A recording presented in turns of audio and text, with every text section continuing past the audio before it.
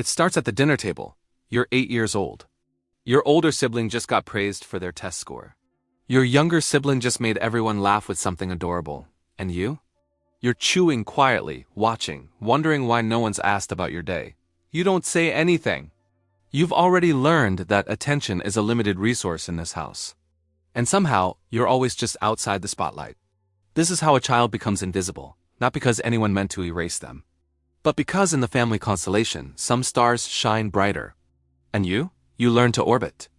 You're the middle child, the bridge, the buffer, the one who fills in the gaps but never quite fills the frame. And the cruelest part, no one does this to you on purpose. It just happens. The firstborn gets the intensity, the expectations, the anxiety of new parents figuring it out. The youngest gets the softness, the protection, the relaxed version of parenting. And you? You get the middle, the in-between, the overlooked, so you adapt. You become easy. You become low maintenance. You become the one who doesn't ask for much because you've already learned the answer will be silence, distraction, or maybe later. This is the invisible grief of the middle child. And today, we're going deep into that grief because it doesn't stay in childhood. It follows you. It shapes your relationships, your career, your sense of worth. And if you don't understand what happened, you'll spend your adult life disappearing in rooms full of people who claim to love you. Let's start with what's really happening psychologically. Researchers call it middle child syndrome, though the clinical term barely captures the weight of what you actually experienced. It's the pattern of being overlooked not through malice but through positioning. You're not the groundbreaking first. You're not the precious last. You're the one sandwiched between two stories that seem to matter more. In families where attention is finite, the middle child learns early that their portion will always be smaller. Not because they're less loved, but because they're less urgent. The firstborn demands guidance. The youngest demands protection. And you seem fine. So they assume you are. This creates what psychologists call identity diffusion. You never received the clear role your siblings did. No one projected their dreams onto you like the firstborn. No one coddled you like the youngest.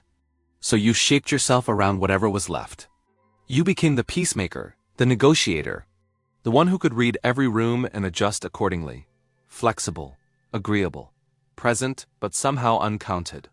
But here's what no one tells you. When a child consistently receives less attention, less celebration, less focused presence, their developing brain encodes a devastating core belief. I am not worth noticing. This isn't just sadness. This is identity formation happening in real time. And it happens so quietly, so gradually, that by the time you're an adult, you don't even question it. You just assume you're meant to be in the background. You assume that wanting attention is selfish. You assume your needs are less urgent than everyone else's because that's exactly what your childhood taught you. And the world reinforces it. You're so easygoing. You're so adaptable. You never cause any trouble.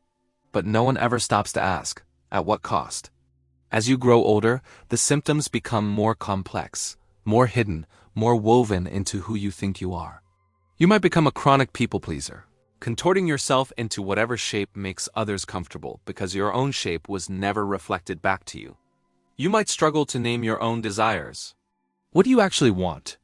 The question feels foreign because no one asked it when you were young enough for it to become instinct.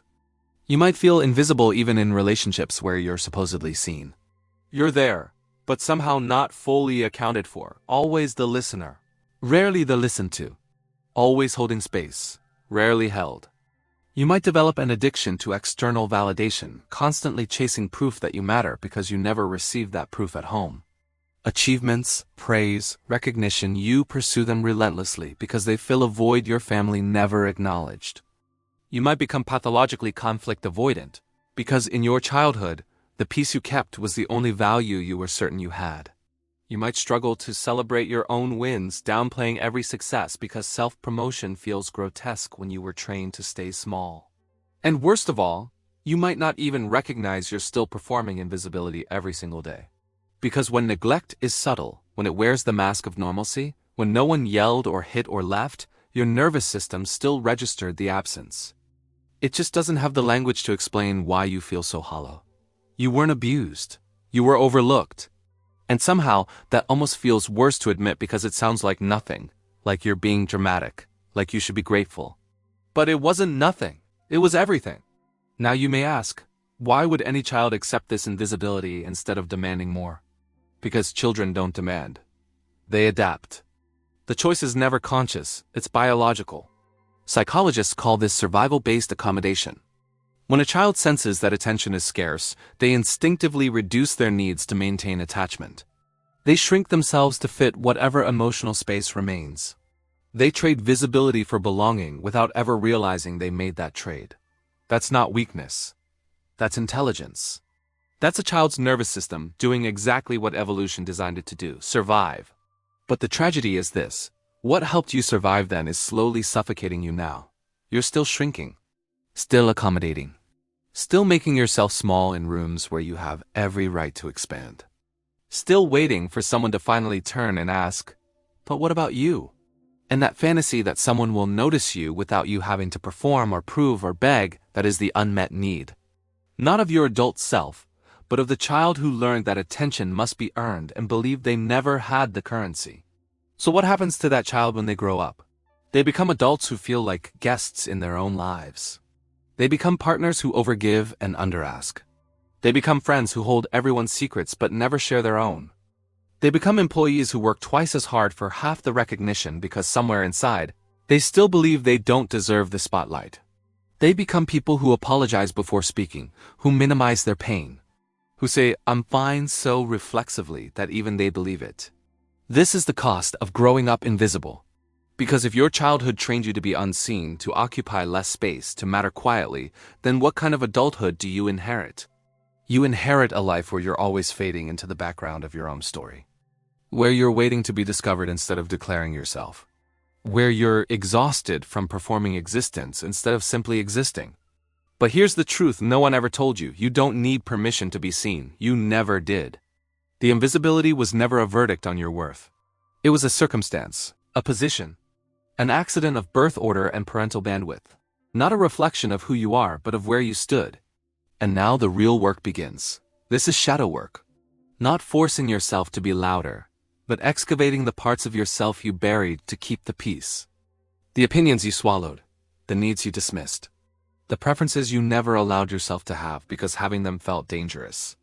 You must turn inward and ask your inner child, what did I need back then that I never received?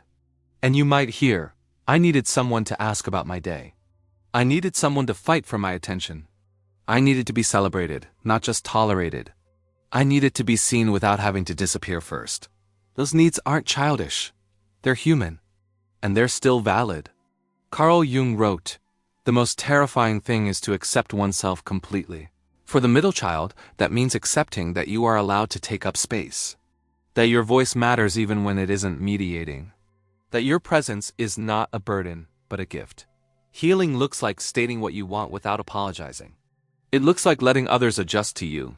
It looks like unlearning the smallness you mistook for virtue. It won't be comfortable. There will be guilt. The old voice will whisper that you're being too much. But too much was always a lie told to someone given too little. So if you grew up as the invisible middle, know this: you were never meant to fade. You were placed in a constellation that didn't make room for your light. But constellations shift, families evolve, and you are no longer a child fighting for scraps of attention. You are an adult now. You get to choose visibility. You get to take up space. You get to stop being the bridge and become the destination. You were never invisible because you lacked worth. You were invisible because no one taught you that you were allowed to shine, but now you know. And this time, you don't have to wait to be seen. You can simply step into the light and stay there.